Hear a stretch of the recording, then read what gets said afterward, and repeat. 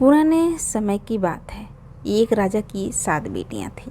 एक दिन उसने अपनी बेटियों को बुलाया और उनसे पूछा, मैं तुम्हें कैसा लगता हूँ? बड़ी बेटी ने कहा, पिताजी आप मुझे मीठे लगते हैं। दूसरे से पूछा तो उसने भी यही उत्तर दिया। फिर तीसरी, चौथी, पांचवी और छठी से पूछा, उन्होंने भी यही बात दोहराई।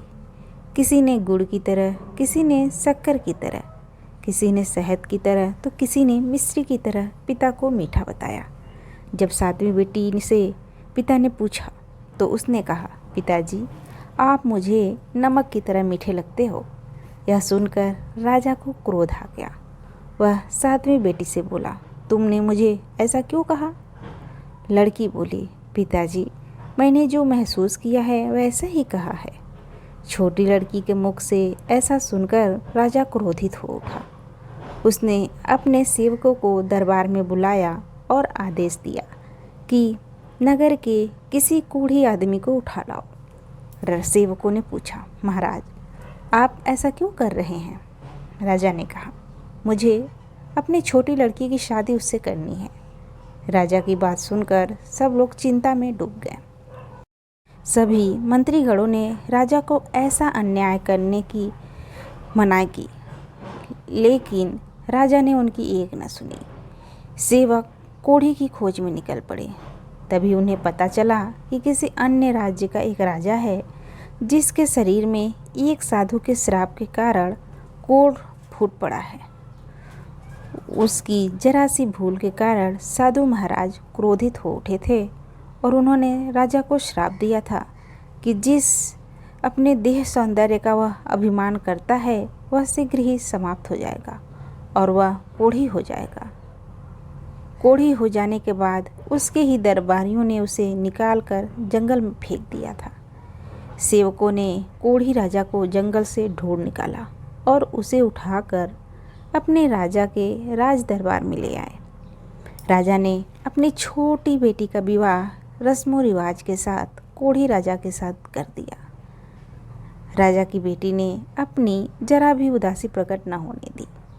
राजकुमारी राजमहल के वैभवपूर्ण जीवन को छोड़कर अपने पति को लेकर महल से बाहर निकल गई। भीख मांगकर उसने कोढ़ियों को बिठाने वाला एक ठेला खरीदने के लिए पैसे जोड़ लिए। वह रोज उस ठेले में अपने पति को बिठाकर भीख मांगने जाया करती।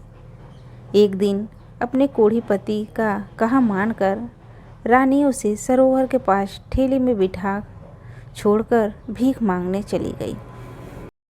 कोढ़ी राजा ने देखा कि सरोवर में कुछ कौवे डुबकी लगा रहे हैं और हंस बनकर सरोवर से बाहर निकल रहे हैं।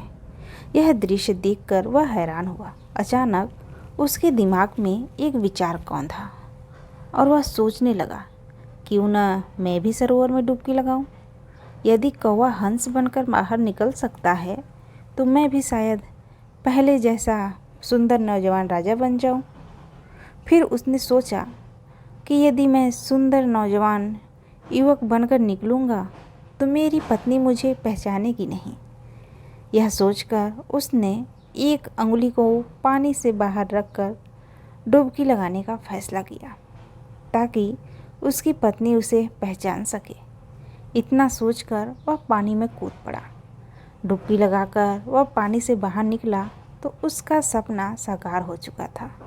वह मुस्कुराता हुआ ठेले पर बैठ गया। रानी जब काम से वापस आई तो उसने देखा कि उसके पति के स्थान पर एक सुंदर नौजवान ठेले पर बैठा हुआ है और उसकी ओर देखकर मुस्कुरा रहा है। उसके मन में ख्याल आया कि इस नौजवान ने उसके कोढ़ी पति को मार डाला है और अब उससे शादी करना चाहता है। यह सोचते ही उसकी आंखें क्रोध से लाल हो गई। वह तुरंत उसके पास पहुंची और गुस्से में लाल पीली हो युवक से बोली, बता मेरा पति कहाँ है? युवक ने कहा, मैं ही तेरा पति हूँ। परंतु वह न मानी और रोते हुए बोली, तुम मुझसे झूठ कह रहे हो। मेरा पति ही मेरा परमेश्वर है। मुझे किसी भ्रम में डालने की कोशिश न करो। मेरा पति मुझे लौटा दो। नौजवानी वक्त यह सब देखकर अपनी पत्नी के सच्चे प्रेम की मन ही मन सराहना करने लगा। उसने अपना हाथ जो अब पीछे छुपा रखा था सामने किया और अपनी वह उंगली दिखाई जिसमें कोढ़ का निशान अभी भी बाकी था। वह अपने पति को पहचान गई। इस चमत्कार को देखकर रानी के आश्चर्य तथा खुशी का ठिकाना न रहा। रानी ने हाथ जोड़कर प्रभु को धन्यवाद दिया। राजा अपनी रानी के साथ अपने राज्य में लौटा। समस्त प्रजा अपने स्वस्थ राजा को पाकर फूली न समाई।